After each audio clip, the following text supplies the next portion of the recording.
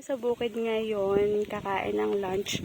Eto, tingnan nyo naman po yung mga palay. Nagdapaan po lahat. Dahil naapektuhan po nung na bagyo na si Christine. Tapos mayroon na namang panibagong bagyo. Nakakaloka naman. Masyadong maputik ngayon. Medyo umaaraw-araw na kasi. Last time nung pagpunta namin dito ay talaga namang hindi po pwede na hindi ka magpapaa or hindi ka magsusuot ng bota. Ay, dito tinanim yung rambutan. Pinatubo ko to doon sa Cavite. Wala namang taniman doon sa Cavite. Ayan siya. Ewan ko lang kung mabubuhay. Mabuhay ka! Ayan, ito yung pagkain namin ng lunch. Suman.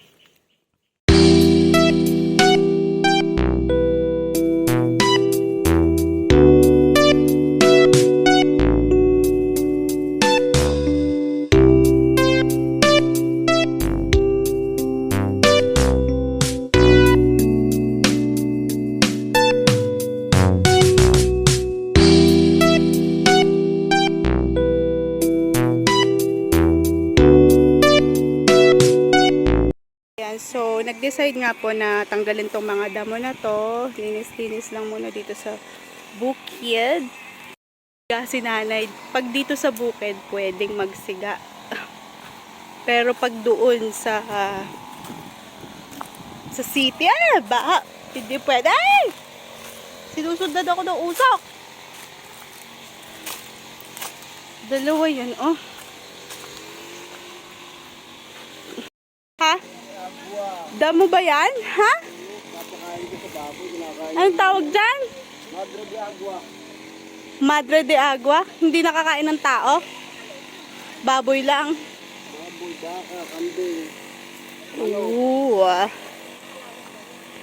Gumawa po muna ngayon ng bilo-bilo para sa merienda.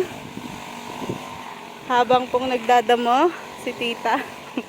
Tapos ako naman nagwawalis. Hoy, nagwawalis ako. Madami na akong winalis. Ayan, oh. Tsaka yun. Makita ng puno ng atsuete. Ito po yung kanyang bulaklak. Tsaka yung bunga. Ang ganda.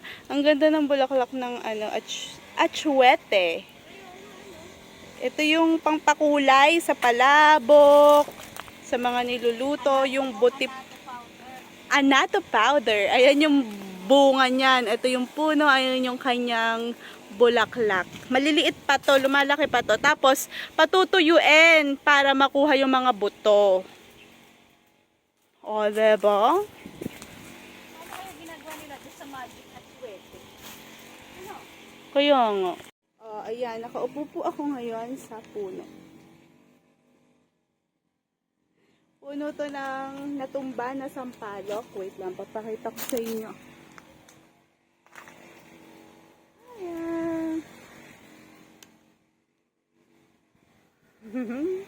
Ay, ang face. Agardo, Versosa. Lagay po ng duyan. Magkakapit ng duyan. Napakataas naman. Baka pag sumakay ako dyan, mapigtal. Ano, tita? Let's test it. Wait lang. Kinaya naman po ako. Ewan ko lang kung kakayanin ako hanggang mamaya. Ang duyan na ito. Nililinis nila yung ano.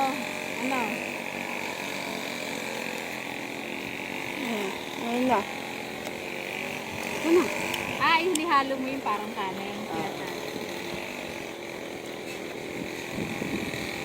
Hop, konti lang akin. Ito. Ayan, hop na yan. Dito lang. Dito sa Ay, naku po, napakadami. Dito lang.